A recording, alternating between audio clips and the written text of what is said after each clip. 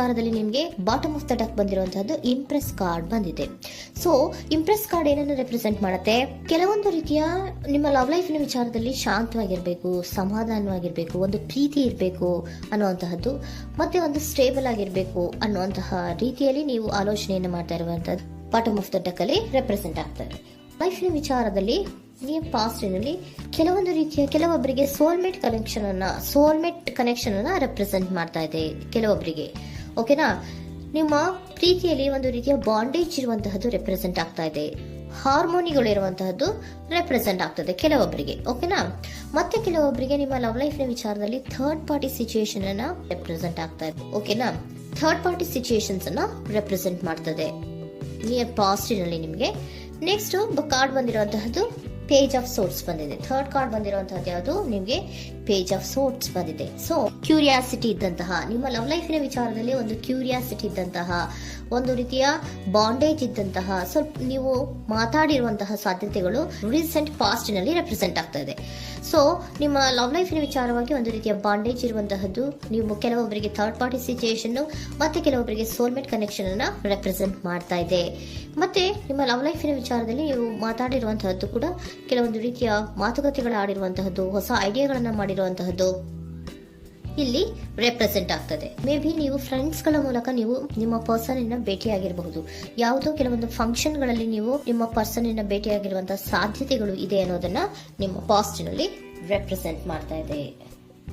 Next, at present ನಲ್ಲಿ ಯಾಕೋ ನಿಮ್ಮ ಲವ್ ಲೈಫಿನ ವಿಚಾರದಲ್ಲಿ ಫೀಲಿಂಗ್ ಲೆಫ್ಟ್ ಔಟ್ ಆಗಿರುವಂತಹ ಸಾಧ್ಯತೆಗಳು ರೆಪ್ರೆಸೆಂಟ್ ಆಗ್ತಾ ಇದೆ. ಅಟ್ ಪ್ರೆಸೆಂಟ್ ನಲ್ಲಿ ಯಾಕೋ ಕೆಲವೊಂದು ರೀತಿಯ ಚಿಂತೆಗಳಿರುವಂತಹದ್ದು, ವರೀಸ್ಗಳಿರುವಂತಹದ್ದು, ಬೇಜಾರಿನಲ್ಲಿ ನಿಮ್ಮ ಲವ್ ಲೈಫಿನ ವಿಚಾರದಲ್ಲಿ ಇರುವಂತಹದ್ದು ರೆಪ್ರೆಸೆಂಟ್ ಆಗ್ತಾ ಇದೆ. ಯಾಕೆ ಅಂದ್ರೆ ನಿಮ್ಮ ಲವ್ ಲೈಫಿನ ವಿಚಾರವಾಗಿ ಕೆಲವೊಂದು ರೀತಿಯ ಬದಲಾವಣೆಗಳಾಗ್ತಾ ಇರುವಂತಹದ್ದು ರೆಪ್ರೆಸೆಂಟ್ ಆಗ್ತಾ ಇದೆ. ಯಾಕೋ ಕೆಲವೊಂದು ಚೇಂಜಸ್ಗಳಾಗ್ತಾ ಇರೋದ್ರಿಂದ ನೀವು ಬೇಜಾರಿನಲ್ಲಿ ಇರುವಂತಹದ್ದು.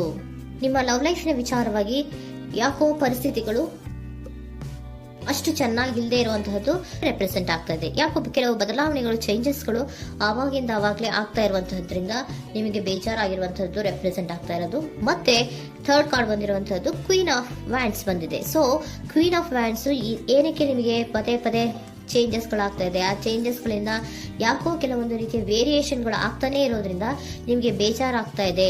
ಸೊ ಅದಕ್ಕೋಸ್ಕರ ನೀವೇನ್ ಮಾಡ್ತೀರಾ? ಬಹಳ ಧೈರ್ಯವಾಗಿ ಕೆಲವೊಂದು ನಿರ್ಣಯಗಳನ್ನ ಮಾಡುವಂತಹ ಸಾಧ್ಯತೆಗಳು ಅಟ್ ಪ್ರೆಸೆಂಟ್ ನಲ್ಲಿ ರೆಪ್ರೆಸೆಂಟ್ ಆಗ್ತಾ ಇದೆ.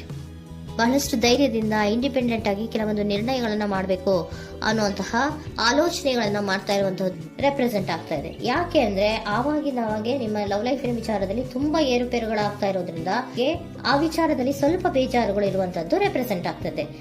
ಇನ್ ಇಮಿಡಿಯೇಟ್ ಫ್ಯೂಚರಿನಲ್ಲಿ ಯಾಕೋ ನೀವು ಕೆಲವೊಂದು ವಿಚಾರಗಳಲ್ಲಿ ನೋಡಿ ಆತಂಕ ಪಡ್ತಾ ಇರುವಂತಹ, ಎಗೇನ್ ಬೇಜಾರನ್ನ ಪಡ್ತಾ ಇರುವಂತಹದ್ದು, ನಿದ್ರಾಹೀನತೆಯನ್ನ ಮಾಡ್ಕೋತಾ ಇರುವಂತಹದ್ದು, ಸ್ಟ್ರೆಸ್ಸಿನಲ್ಲಿ ಇರುವಂತಹದ್ದು ರೆಪ್ರೆಸೆಂಟ್ ಆಗ್ತಾ ಇದೆ.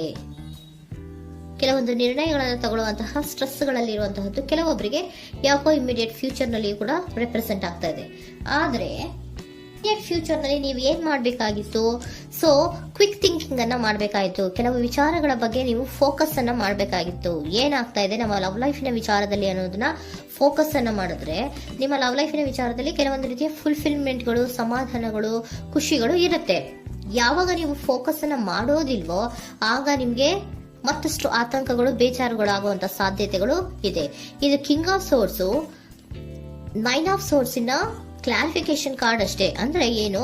ನೀವು ಕೆಲವೊಂದು ವಿಚಾರಗಳಲ್ಲಿ ಫೋಕಸ್ ಅನ್ನ ಮಾಡಬೇಕು. ಲವ್ ಲೈಫಿನ ವಿಚಾರಗಳಲ್ಲಿ ಫೋಕಸ್ ಅನ್ನ ಮಾಡಿ ಕೆಲವೊಂದು ರೀತಿಯ ಆಕ್ಷನ್ಸ್ ಗಳನ್ನ ತಗೊಂಡ್ರೆ ಫುಲ್ಫಿಲ್ಮೆಂಟ್ ಗಳಾಗುವಂತಹ, ಸಮಾಧಾನಗಳಾಗುವಂತಹ, ಖುಷಿಗಳಾಗುವಂತಹ ಸಾಧ್ಯತೆಗಳು ಇದೆ. ಕರೆಕ್ಟ್ ಆಗಿ ಮಾತಾಡಬೇಕು. ಏನ್ ಮಾತಾಡಬೇಕು ನಿಮ್ಮ ಲವ್ ಲೈಫಿನ ವಿಚಾರವಾಗಿ ಕರೆಕ್ಟ್ ಆಗಿ ಮಾತಾಡಿ ಕೆಲವೊಂದು ರೀತಿಯ ಕ್ಲಿಯರ್ ಥಿಂಕಿಂಗ್ ಅನ್ನ ಮಾಡಿ ಕ್ವಿಕ್ ಆಕ್ಷನ್ಸ್ ಅನ್ನ ತಗೊಳ್ಳುವಂತಹದ್ದು ರೆಪ್ರೆಸೆಂಟ್ ಆಗ್ತಾ ಇದೆ. ಓಕೆನಾ? ಇದಿಷ್ಟು ನಿಮ್ಮ ಕಾರ್ಡ್ಸ್ನ ರೀಡಿಂಗು. ನೆಕ್ಸ್ಟ್, ಏಂಜಲ್ ಗೈಡೆನ್ಸ್ ನಿಮ್ಗೆ ಏನ್ ಹೇಳ್ತಾ ಇದ್ದಾರೆ ಅನ್ನೋದನ್ನ ನೋಡೋಣ. ನಿಮ್ಮ ಲವ್ ಲೈಫಿನ ವಿಚಾರವಾಗಿ ಏಂಜಲ್ ಗೈಡೆನ್ಸ್ ಏನ್ ಕೊಡ್ತಾ ಇದ್ದಾರೆ? ವೇಟ್ ಅಂತ ಹೇಳ್ತಾ ಇದ್ದಾರೆ. ಸ್ವಲ್ಪ ತಾಳ್ಮೆಯಿಂದ ಇರೋ. ಅವಸರದಲ್ಲಿ ಯಾವ ನಿರ್ಧಾರವನ್ನ ಕೂಡ ಮಾಡಬೇಡ ಅನ್ನೋದನ್ನ ಏಂಜಲ್ ಗೈಡೆನ್ಸ್ ಕೊಡ್ತಾ ಇದ್ದಾರೆ. ಇಟ್ಸ್ ಅಪ್ ಟು ಯು, ಇದು ಎಲ್ಲ ನಿನಗೆ ಬಿಟ್ಟಿರುವಂತಹದ್ದು. ಬೇಗ ಬೇಗ ಕೆಲವೊಂದು ನಿರ್ಧಾರಗಳನ್ನ ಕ್ವಿಕ್ ಥಿಂಕಿಂಗ್ ಅನ್ನ ಮಾಡಿದ್ರು ಕರೆಕ್ಟ್ ಆಗಿ ಕ್ಲಿಯರ್ ಥಿಂಕಿಂಗ್ ಅನ್ನ ಮಾಡಬೇಕು. ಸೊ ಕ್ಲಿಯರ್ ಥಿಂಕಿಂಗ್ ಅನ್ನ ಮಾಡೋದಕ್ಕೆ ಲವ್ ಲೈಫ್ ನ ವಿಚಾರವಾಗಿ ಸ್ವಲ್ಪ ಟೈಮ್ ಬೇಕಾಗುತ್ತೆ. ಅದಕ್ಕೋಸ್ಕರನೇ ಏಂಜಲ್ ಗೈಡೆನ್ಸ್ ನಿಮ್ಗೆ ಏನ್ ಕೊಡ್ತಾ ಇದ್ದಾರೆ, ಸ್ವಲ್ಪ ವೇಟ್ ಮಾಡಿ. ಇಟ್ಸ್ ಅಪ್ ಟು ಯು, ಇದು ನಿಮ್ಗೆ ಬಿಟ್ಟಿರುವಂತಹದ್ದು. ಪರ್ಫೆಕ್ಟ್ ಟೈಮಿಂಗ್, ಕೆಲವೊಂದು ವಿಚಾರಗಳಿಗೆ ಪರ್ಫೆಕ್ಟ್ ಟೈಮಿಂಗ್ ಅನ್ನೋದು ಅಥವಾ ಡಿವೈನ್ ಟೈಮಿಂಗ್ ಅನ್ನೋದು ಬರಬೇಕು. ಆಗ ಕೆಲವೊಂದು ನಿರ್ಣಯಗಳನ್ನ ಮಾಡಬಹುದು. ಸ್ವಲ್ಪ ನೀವು ಈಗ ಯಾವುದೇ ರೀತಿಯ ಅವಸರದ ನಿರ್ಧಾರಗಳನ್ನು ಮಾಡೋದು ಬೇಡ ಅಂತ ಹೇಳ್ತಾ ಇದ್ದಾರೆ. ಓಕೆ, ಸರೆಂಡರ್ ಕಾರ್ಡ್ ಏನ್ ಹೇಳ್ತಾ ಇದ್ದಾರೆ ಅನ್ನೋದನ್ನ ನೋಡೋಣ. So surrender frustration doesn't open any doors. The key to resolving a dilemma, dissolving a block, is to take a breath, center yourself and regroup so may approach the situation more calmly.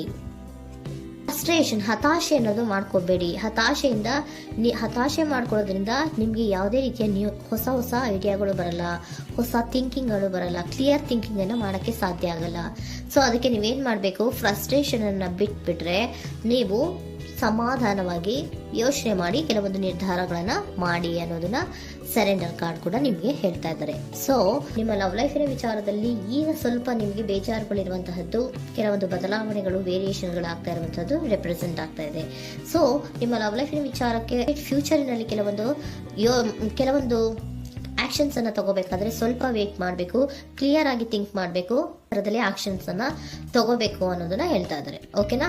ಆಗ ಮಾತ್ರ ನಿಮ್ಗೆ ನಿಮ್ಮ ಎನರ್ಜಿಯಲ್ಲಿ ಏನ್ ಶಾಂತತೆ ಬರಬೇಕು ಅಂತ ಹೇಳ್ತೀರಲ್ಲ, ಆ ಶಾಂತತೆ ಏನ್ ಬರಬೇಕು, ಲವ್ ಲೈಫಿನ ವಿಚಾರವಾಗಿ ಶಾಂತತೆ ಯಾವಾಗ ಬರುತ್ತೆ ಅಂದ್ರೆ ನೀವು ಕ್ಲಿಯರ್ ಥಿಂಕಿಂಗ್ ಅನ್ನ ಮಾಡಿದಾಗ ಮಾತ್ರ ಬರುವಂತಹದ್ದು ಅನ್ನೋದು ಕಾರ್ಡ್ಸ್ ಗಳಲ್ಲಿ ರೆಪ್ರೆಸೆಂಟ್ ಆಗ್ತದೆ.